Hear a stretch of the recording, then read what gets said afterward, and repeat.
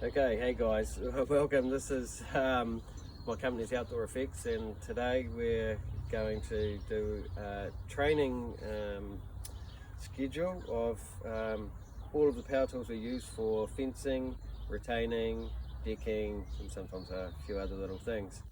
Okay, a few things to note straight away. If we look around, there's air compressors, there's nail guns, there's skill saws, various hand tools, drop saws, right down to post hole borers, which we'll get to. So there's a lot of stuff to cover here, but all simple safety procedures. We'll run through them tool by tool, and that'll give you an idea of how to use these tools, and we'll sign you off as we go. Okay, so first of all, PPE, protective personal equipment. Comes from steel cap shoes, high-vis clothing at all times, earmuffs, and safety glasses. We've got clear safety glasses, sunglasses will work too. So these are crucial when we're using a lot of these power tools. Also, we have on site, for everyone's own protection as well, hazard boxes, which inside them carry all of our documentation, first aid kits, and dust masks where required, when cutting things in a confined space or potentially very dusty situations where that could affect your breathing. So they're to be used at all times. Okay, that's where we find the stuff that we need to in an accident. Hopefully we don't go there. They can be found on all of our sites. So right, we'll start off with our leads. Actually, before any of our electrical equipment gets plugged in, the first thing we do is we use an RCD, and this will trip if there's any, if we ever cut the wire or it's damaged or whatever, it'll never operate if it's tripped. Inside here there's a reset button, and you can flick that up or down, and that'll show when it's tripped it'll not work, and you just flick that again to get it going. So that's where we plug all of our leads in at all times. Talk about the compressor. So to start the compressor, that's obviously plugged in. There's a little switch up the top here, on and off, and that will, to start it, we pull this up. To stop it in an emergency, we push that down. Pretty simple.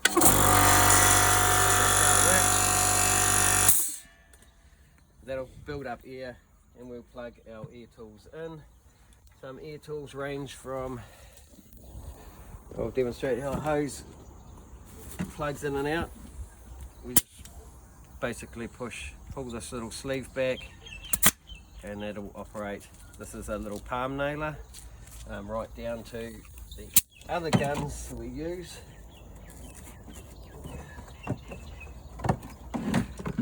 So these, same thing, we'll do a safety pre-check for the nail gun. On loading it, we basically do a quick visual inspection that the tool looks like it's okay. It's not going to work until it's plugged in with air. The loading and unloading of a coil nail gun is as simple as the roll comes in like this, just clip down here, we pull cover across and secure it. That's how the nails are done. This is your trigger for firing the nail, and it won't fire unless it is pushed in, and then you pull the trigger. See, nothing's happening. If I was to plug this in, we're now live, and that'll just bump fire. So that's how you operate the nail gun, and we store that away in there. Another part of that is actually, before using it, we use some oil, lube, and we just give it 1, 2, 3 drops is all it needs, and that's good to go. It's the daily part of it. Now another tool that we use in terms of nail guns is our pass load. Part of the pre-safety check that we do for all this is once again a visual inspection. We check, this is where the battery is operated here, and that just clips in to an on-off position. Nails are loaded by sliding them along this direction straight in, and then pushing this button, and that slides down. To fire this gun, you basically push in, it'll activate, and you pull the trigger.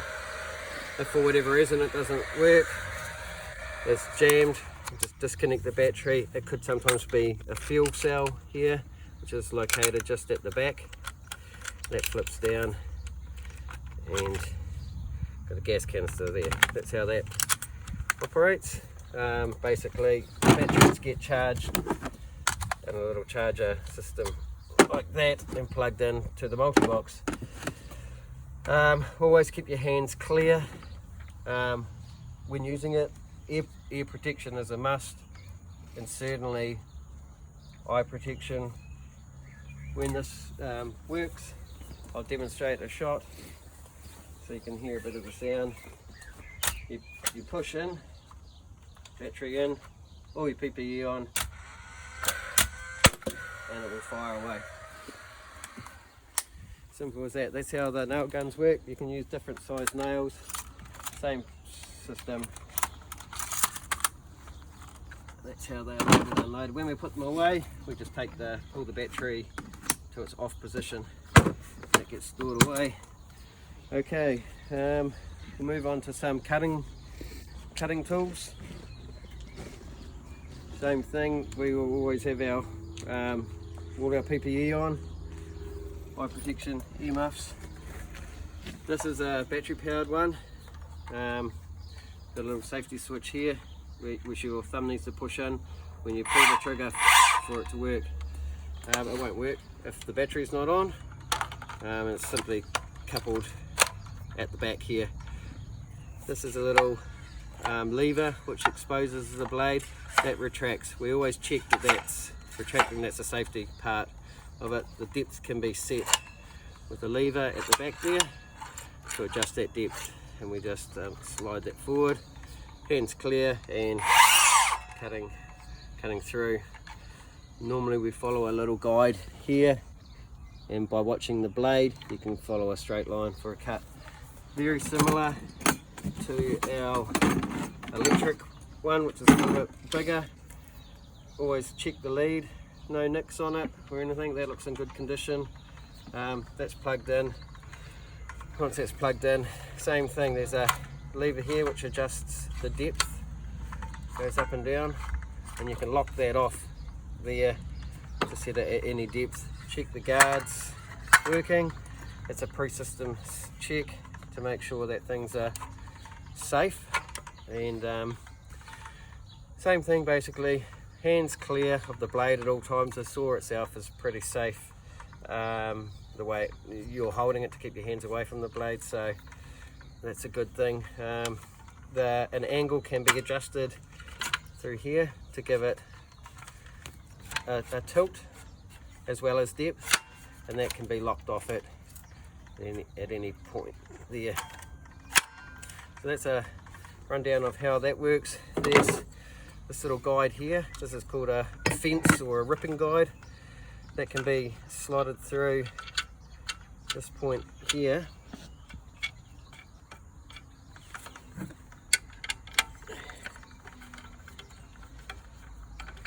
It slides through. You can set it to any depth. So when you're ripping a piece of timber, that will keep you at the same width from there to the blade. So that's a nice little piece of extra that helps you take the guesswork out of following a line blindly. That's what that's for.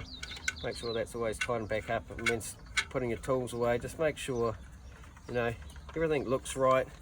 If it feels dodgy and looks dodgy, it is dodgy, let me know. We'll fix that. We'll get that sorted out.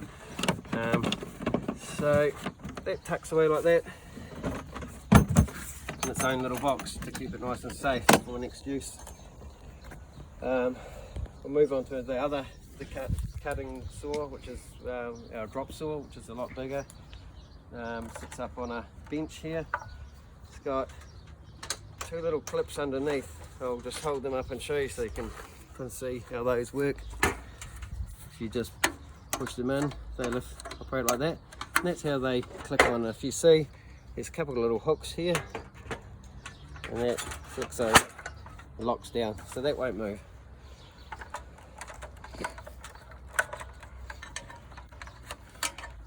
Generally the extension lead's wound around in a manner that it's tidy, not flapping around.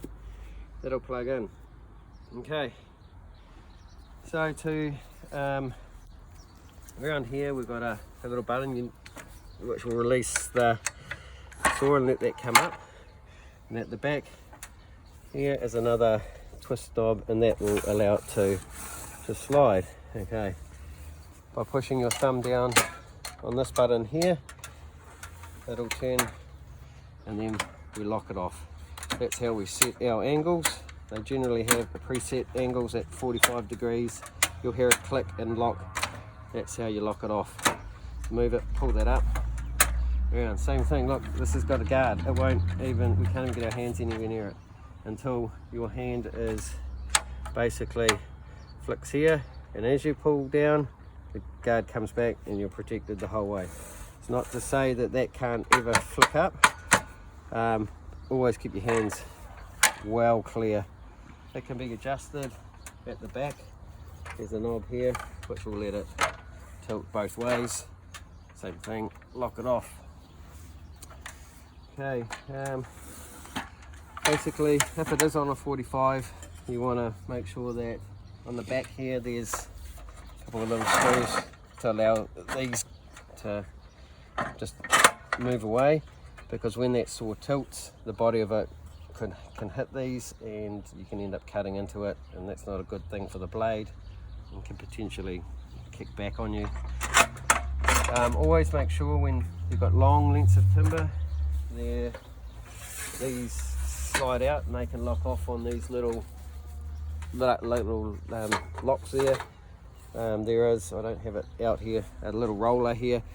You just make sure that it's all straight and level when you're cutting your timber. Same thing, you'll get signed off on these tools as you use them.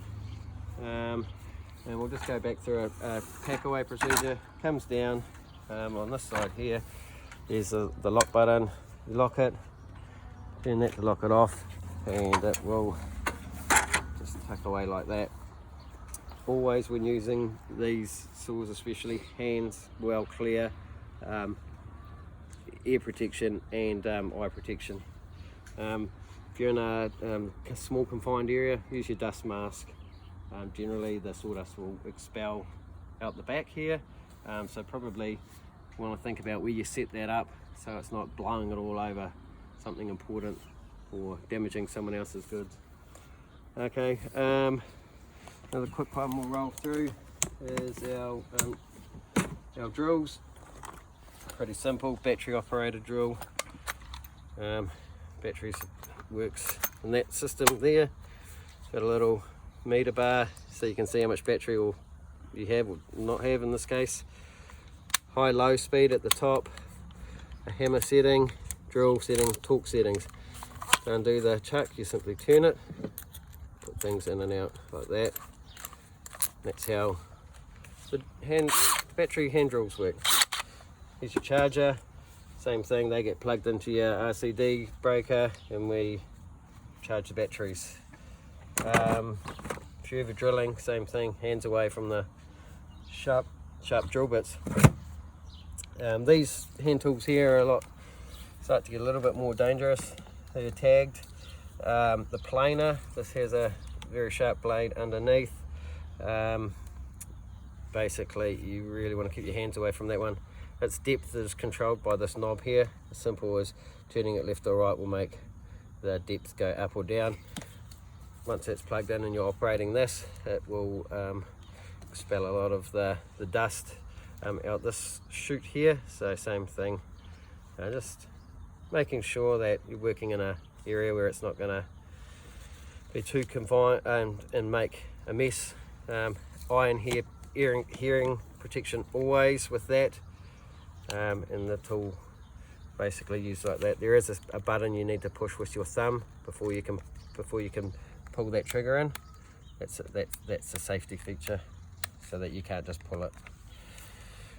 A sander, this is pretty simple. It's palm sander, plug it in, dust will shoot out here.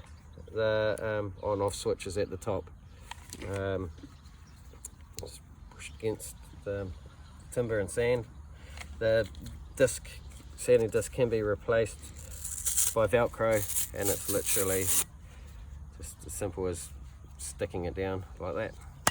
Try and line these holes up. It's part of that ventilation process when it sands, so it won't clog up. This is our little grinder. It's once again, this is battery powered. It will click in just by pushing. There's two things on the side that allows it to locate. It's got a guard.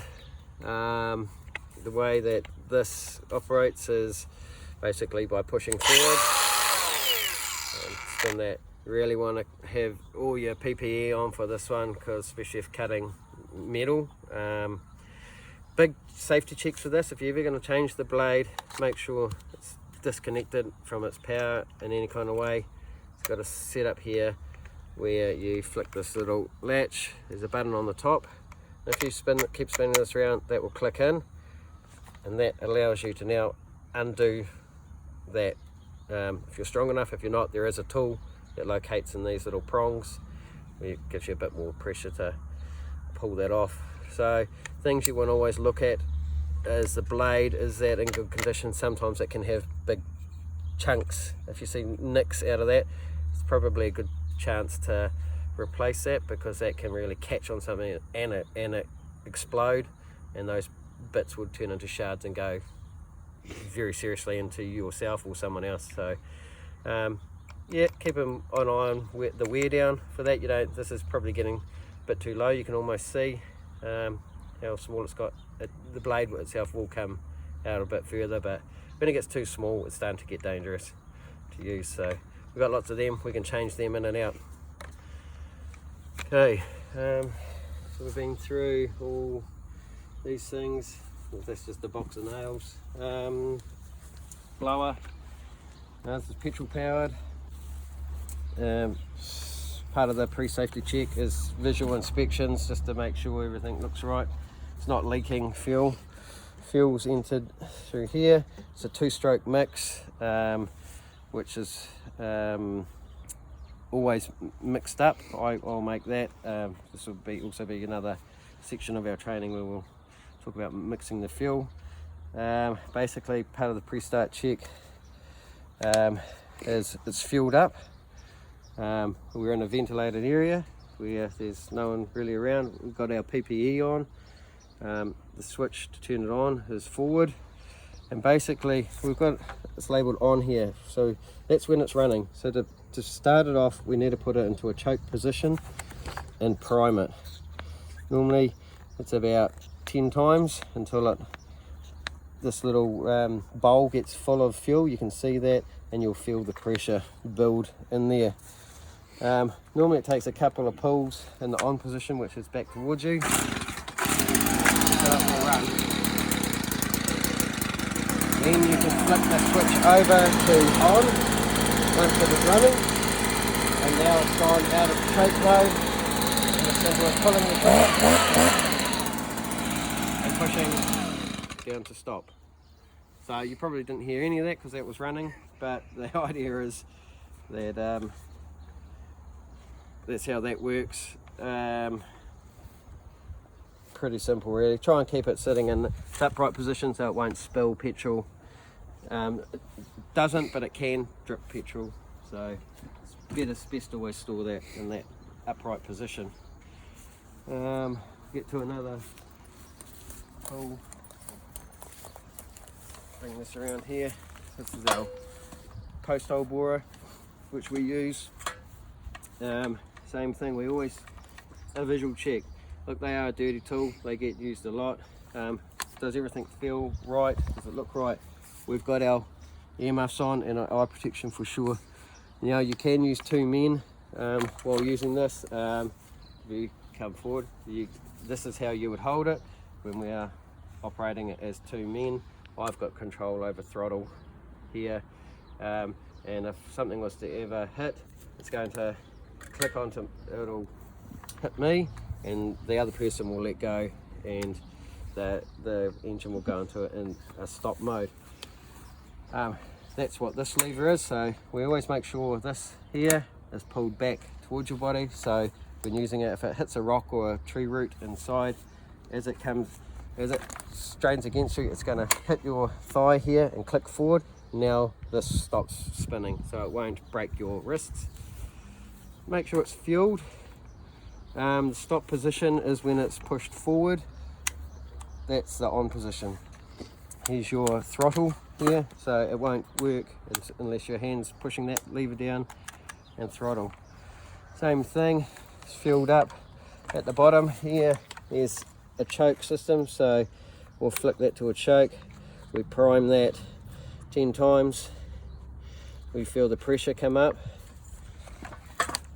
And basically, probably won't start on me. Always takes a few pulls to start. Once it's running in its choke mode, let it do its thing. And then you can reach under here and flick that lever through to full power. That allows it to now run. See, nothing will happen, it's not spinning because this is in its brake mode. Pull that back towards you. That will run. If it hits me, it will stop. If you stop it, we basically just push forward. Look, it's when you're operating this, you always want to check that there are no services around. Here's a good example. You're working anywhere near live power or telephone cables, I recommend not to use that machine and to hand dig with a spade, or especially even gas. Most things are, you don't want to use that tool because you will hit underground surfaces and we will have a problem. So when using that, we always make sure the area is clear and safe, and that there's always two people around when using that if possible. It's safe to use by yourself, but just those pre-safety checks of where you're digging are crucial because you don't want to hit any of those surfaces. Okay, probably one of the other, the final tool would be our chainsaw here, and this is probably one of our more dangerous ones. At all times we will wear our PPE, earmuffs, eye protection, and these are what we call chaps. They are stuck in the van. They simply locate with a clip belt which can be adjusted, and then as simple as wrapping that around your leg.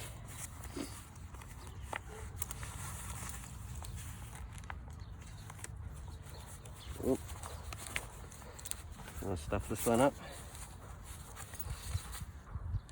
It's like a normal zip, no zip down and around. Now these are, why we wear these when we're cutting is to protect our legs, and if the chainsaw was ever to hit these, it's basically like fibrous cotton wool stuff. It will bind the bar up and the chain up, and it'll clog it to a point where that won't work. Better to cut into that and clog up than to cut into your legs and bleed out. So those are important to have on. Two clips here. The little steel chainsaw, we've got a bar blade protector. Same thing, this is petrol operated. We have the petrol going on this side and the bar oil here. They are located in the van. So two-stroke, when we fill this up, this undoes, basically screws onto here to allow us to fill the chainsaw, to make that reduce the option of it spilling basically and then onto the grass or ground and contaminating something else. So we want to try and isolate when we're filling this to keep that, or any of these petrol tools, is to use that pourer there. When we fill this up, we always top the bar oil up at the same time, keep those levels up. They basically run out at about the same time. This is the safety here. If something is ever to happen, you push that forward and that will stop, nothing will work. You pull that back and it will spin. Same thing, this is where we pull to start. And on the side here, we've got our start procedure, which is basically all the way to the bottom. Sometimes it won't go all the way. You've got to push all the handles back in and put it right down. That is in the start position. We then pull it 3 times, it'll try to start. You hear that, just tried to start. We flick it up once and it'll go into a full choke mode where it'll run at full revs. At that point we can pull the trigger and it'll flick to its operating mode. So stop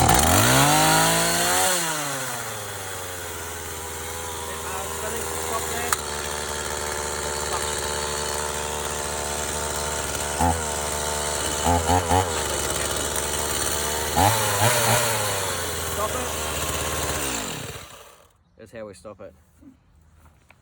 We've got tools here for sharpening, the chainsaw, little pictures on here which give basically a bird's eye view of what the chainsaw looks like to show the direction. These teeth go this way and that way, this opposite ways, that's how that works. And as simple as a couple of passes on each to sharpen that. If it's not cutting straight or it's smoking, it's a blunt chain. We've got plenty of chains, we've got sharpeners. We'll always that's the safest way to operate this chainsaw, is a sharp chain. A blunt chain is actually quite dangerous and won't serve your workmanship very well either. So that's basically the chainsaw. You will all be observed in the operation of all these basic standard tools that we use for day-to-day fencing, decks, retaining walls. And at any times, if you don't feel safe, don't use it, and you'll be trained correctly and signed off as we go. And that's basically that's it. So thanks guys, I hope you learned something there, and always ask questions, stay safe, and awesome.